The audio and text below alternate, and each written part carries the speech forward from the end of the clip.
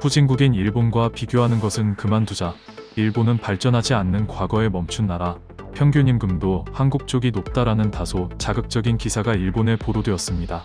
일본 5채널에서 기사가 게시되자 난리가 났습니다. 기사 내용 소개해드리겠습니다. 한국의 머니투데이는 한국 대기업의 대졸 초임이 일본 대기업에 비해 60% 가까이 높은 것으로 나타났다고 전했다. 기사에 따르면 한국경영자총협회가 고용노동부와 후생노동성의 자료를 분석한 결과 2019년 구매력 평가 기준으로 한국 대기업의 대졸 초임은 47,808달러 약 532만엔으로 집계돼 일본 대기업의 대졸 초임 29,941달러에 비해 59.7% 많았다. 1인당 국내 총생산에 대한 대졸 초임은 한국이 111.9%로 일본을 40.9포인트 웃돌았다. 중소기업의 대졸 초임도 한국이 31,522달러로 일본을 19.4% 웃돌았다.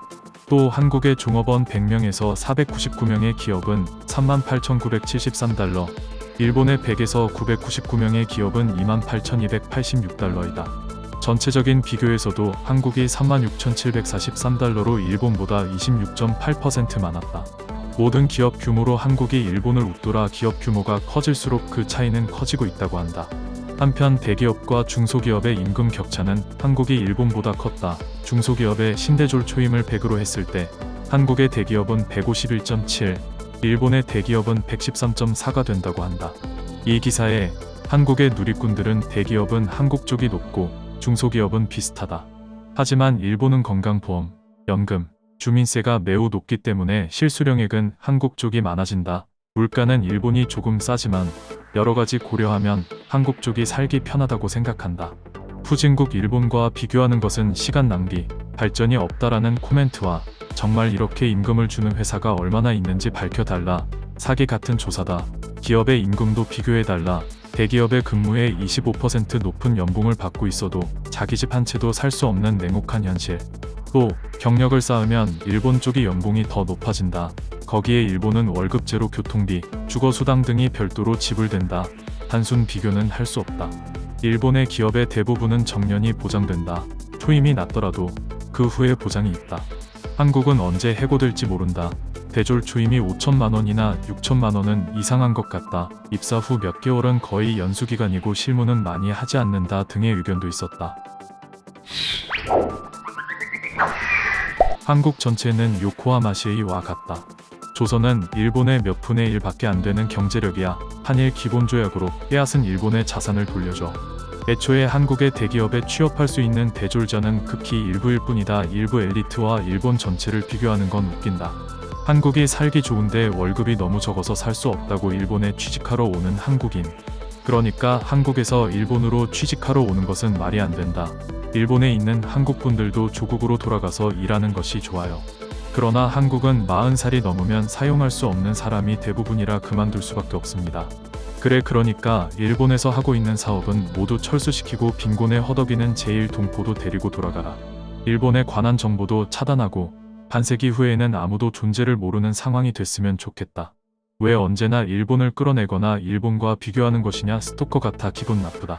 어라, 한국이 우크라이나에 보내는 지원금은 일본이 보낸 금액의 10%밖에 안 되는 것은 한일의 경제 규모가 다르기 때문에 어쩔 수 없다 같은 기사는 없는 거냐.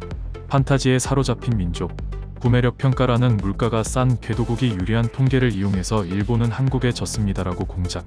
한국 당국의 발표에 따르면 한국인의 급여 피크는 41세로 350만엔, 젊은 층은 일이 없기 때문에 평균 급여는 그 이하, 덧붙여서 일본의 평균 급여 430만엔.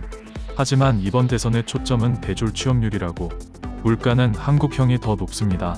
여당 주도로 노제팬 운동하고 국민의 파랄이 찬성하고 있지만 2019년 1인당 GDP 일본 4846달러, 한국 31,754달러, 국민 1인당 순금융자산 일본 107,000달러, 한국 33,000달러, 기업의 현금 예금 보유액 일본 1267조엔, 한국 약 13조엔, 2019년 무역 포함 경상수지 일본 20조 597억엔 4.4% 증가, 한국 6조 1860억엔 22.6% 감소.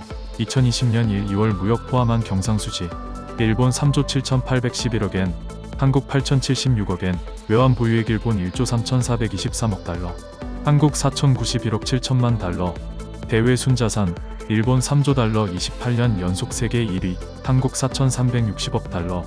한국 쪽이 생활의 질이 높다라는 얘기는 10년 전부터 계속되는데 이것은 한국의 특기인 정신승리일 뿐이다.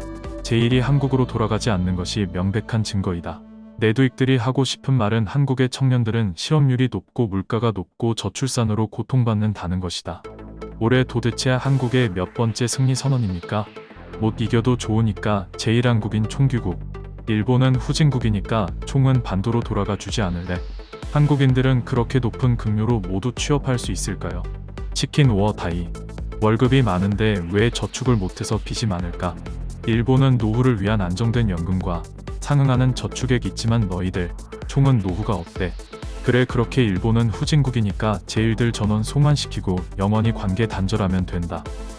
명목 GDP는 일본이 높아 한국이 넘을 수 없는 수준이다.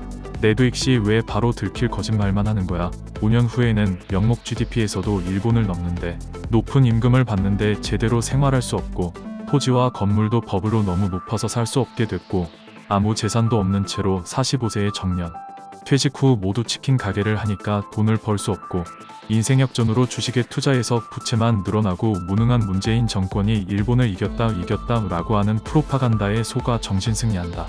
한국인은 타인이나 타국가와 비교하지 않으면 못 사는 거냐? 한국의 실업률은 7%로 일본의 3배이다. 일본 쪽이 이미 물가가 싸거나 그렇다면 30년이나 변하지 않았다고 하는 것은 사실이다. 24세의 대학 졸업, 대기업은 대학원 이상이니까 26세의 취업활동 시작 실제 30세 정도에 취직해서 45세의 정년인가. 그런 내두익들이 퍼뜨리는 거짓말을 믿는 것은 바보. 한국은 정치도 경제도 인권도 세계 제1의 선진국, 후진국 일본과는 비교가 되지 않는다. 내두익들은 한국에 뒤처졌지만 그것을 깨닫지 못하게 하는 전략이 능숙하다. 자동차 따위 사는 녀석은 바보라든지 명품 브랜드는 촌스럽다든지 카치야, 유니클로, 다이소는 가성비가 좋다라고 하며 가난한 생활을 멋있게 포장한다. 후진국이 수출 관리를 강화한 것만으로 초조해하고 우크라이나 지원금이 후진국의 10분의 1에도 못 미치는 선진국이란 내두익 여러분의 수신료는 한국의 8배입니다. 수신료만은 확실히 일본이 이긴다.